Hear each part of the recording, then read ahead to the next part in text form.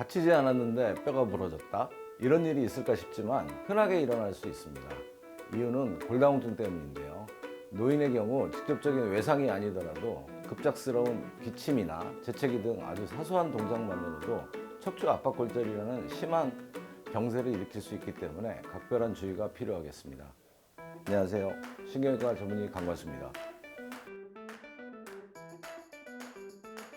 압박골절의 원인으로는 교통사고나 추락사고와 같은 외상, 전이성 척추종양이나 원발성 척추종양에 의한 병적 압박골절, 골다공증성 압박골절이 있습니다.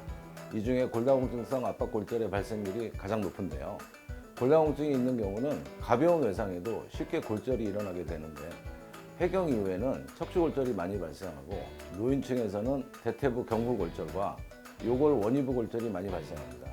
특히 대퇴부 골절의 경우 거동이 불가능해 침상생활로 인한 폐렴, 심부정맥 혈전증 등 합병증이 발생하여 수개월 내 사망률이 15에서 20%까지 발병할 수 있어 골다공증의 진단, 예방과 관리가 중요하겠습니다. 대부분 압박골절은 골다공증에 의해 발생하는데요. 폐경기 이후 여성 호르몬의 감소로 골밀도가 감소하여 뼈가 약해지고 근육량이 적어 압박골절 발생률이 높습니다. 우리나라의 경우는 압박골절이 약 70%가 여성에서 발생하는 것으로 보고되고 있는데요. 65세 이상에서 주로 발생하지만 폐경기 이후에는 여성에서 50대에서도 발생할 수 있습니다.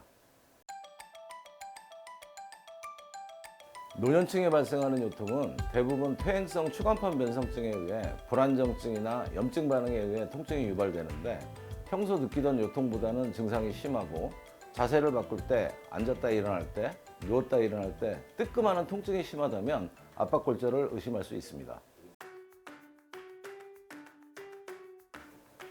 대표적인 증상으로는 골절 부분을 누르거나 두드리면 해당 부위의 통증이 심해지고 기침을 하거나 누워서 뒤척이는 움직임만으로도 통증이 발생합니다. 특히 누워있을 때는 통증이 없다가 일어나려고 허리를 뒤틀면 극심한 통증을 유발하게 됩니다. 등뼈에 압박골절이 있는 경우는 늑골신경을 자극해 갈비뼈가 결리고 아프기도 합니다. 척추뼈 조각에 의해 신경이 눌리거나 출혈이 있는 경우 드물지만 하지마비나 대소변 장애가 발생할 수도 있습니다. 통증이 심하면 조기에 발견하고 치료가 가능한데요. 골다공증이 심한 경우는 특별한 외상 없이 압박골절이 발생할 수도 있습니다. 압박골절이 심하지 않고 척추뼈에 약간의 부종만 있는 경우는 자각 증상이 없이 지내다가 굳어지는데요. 이런 부위가 연쇄적으로 여러 마디에 생기게 되면 몸이 점점 앞으로 굽는 척추 후만증이나 옆으로 굽는 측만증과 같은 변형이 발생할 수 있습니다. 척추 변형이 심하거나 골절된 뼈 조각이 신경을 압박하는 경우 신경마비 증상이 발생할 수 있어 조기 진단과 치료가 중요하겠습니다.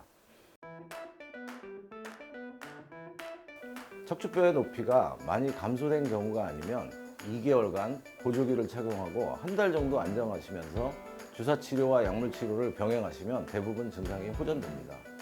통증이 지속되거나 엑스레이 검사상 진행이 빠른 경우 부분 마취 후 특수주사를 이용해 골절 부위에 의료용 시멘트로 척추체를 강화시키는 척추체 성형술을 시행합니다. 드물게 골절 정도가 심하고 뼈 조각이 신경을 압박하는 경우는 수술로 신경을 감압시키고 나사목 고정술을 시행할 수도 있겠습니다.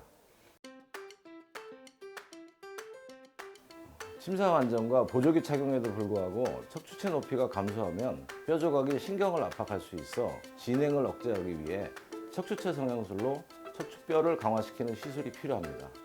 시술은 부분 마취하고 특수바늘을 이용하여 척추뼈에 인공 시멘트를 주입하는데 시술 시간은 약 20분 정도이고 다음날 퇴원이 가능하겠습니다. 골절 수술 후 한 달간은 무리하지 않게 걷기 운동을 하셔야 되고 안정화되면 걷기 운동을 체력에 맞게 많이 하셔야 됩니다.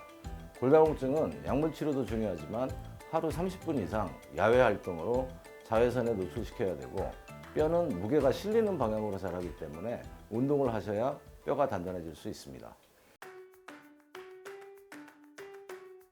고령 환자에서 발생하는 척추 압박골절의 근본적인 원인이 대부분 골다공증이기 때문에 평소에 골다공증 관리가 중요한데요. 고령의 환자에서 근력이 떨어지고 운동 반사 능력이 저하되어 다칠 가능성이 많으므로 평소에 걷기 운동, 자전거, 수영과 같은 가벼운 유산소 운동과 간단한 근력 운동이 도움이 되겠습니다. 골다공증 치료는 정기적으로 병원에서 골다공증 검사와 골다공증 약을 처방받으시는 게 중요합니다. 식생활에서는 술과 담배를 끊으시고 비타민 D를 드시고 음식으로는 연어, 정어리, 참치를 드시는 게 좋겠습니다. 비타민 D는 자외선을 받아 피부에서 생성되는데 음식물로 섭취되는 비타민 D는 양이 적어 충분한 야외 활동을 하시는 게 좋겠습니다. 칼슘은 하루에 1500ml 정도가 필요한데요. 음식으로는 두부, 생선, 시금치, 우유, 치즈, 다시마 등을 섭취하는 게 좋겠습니다.